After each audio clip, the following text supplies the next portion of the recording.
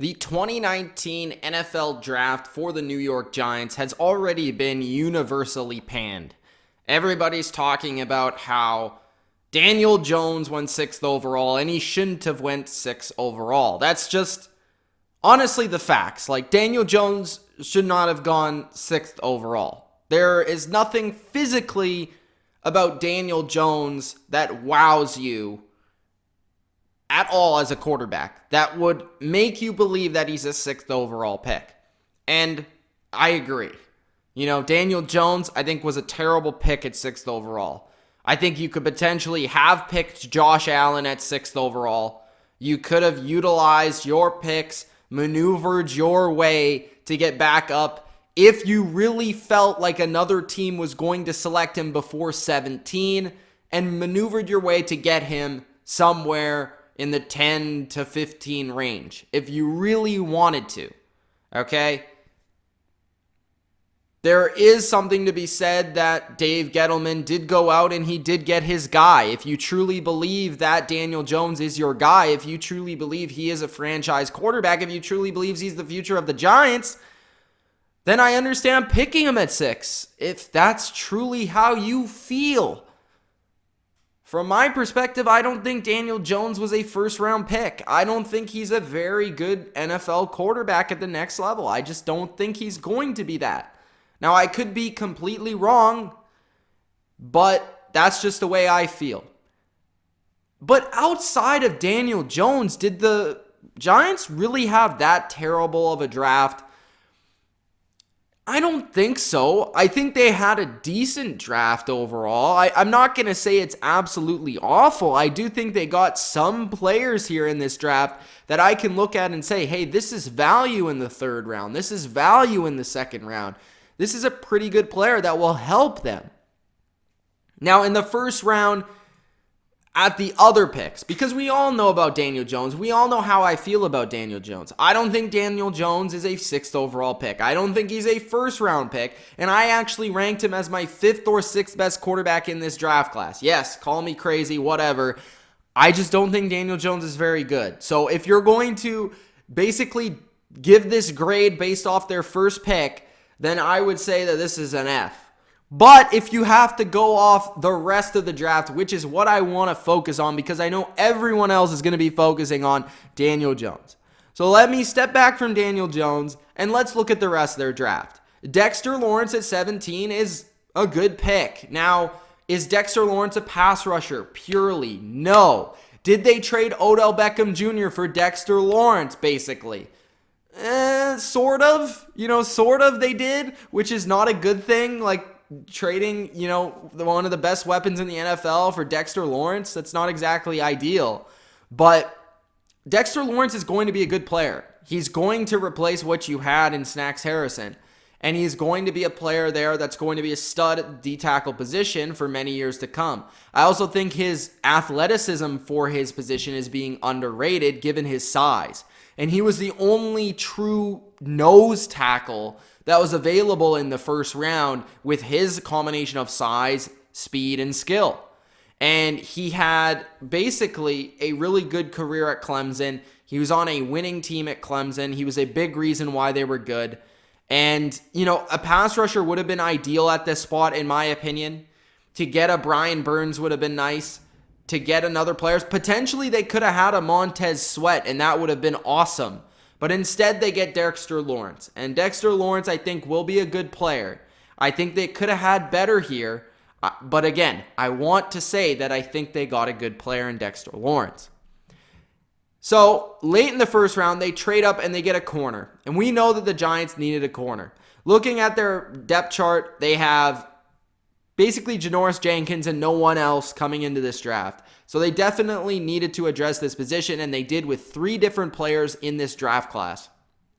DeAndre Baker, for some, was the best overall corner in the draft when you consider his ability to tackle and that sort of stuff. To me, he was my 2nd or 3rd best corner in the class. I had him as my 2nd corner in this class, and I think this was a solid pick at number 30. Now, I think they could potentially have maneuvered their way to get Josh Allen at 6, to get Daniel Jones in this draft and still find a way to get possibly into the first round at the end to pick a different player. But considering the need, considering the player, I think this is an overall good pick. Really, Baker has good ball skills. He's a good man-to-man corner. He's one of the only corners in this class that I feel could truly be a man-to-man corner as a number 1 or number 2 guy. So that's ideal. And at 5'11", 193, he's not overly small. He needs to add a little bit of size, I think, to be able to jam guys at the line and be a physical player. But he's a willing tackler. He's an all-around corner, and I think he'll fit in well as a number 2 corner for the Giants right away. So that was a good pick. Because the Giants passed on a pass rusher like Josh Allen at number 6 overall, we still knew that they needed to go out and get a pass rusher, get a productive defensive end. And in the 3rd round, arguably their best pick of the draft was picking Ximenez from Old Dominion. He's a player that I think fits a huge need for the Giants. I think could immediately start on the defensive line. And he was really productive in college football.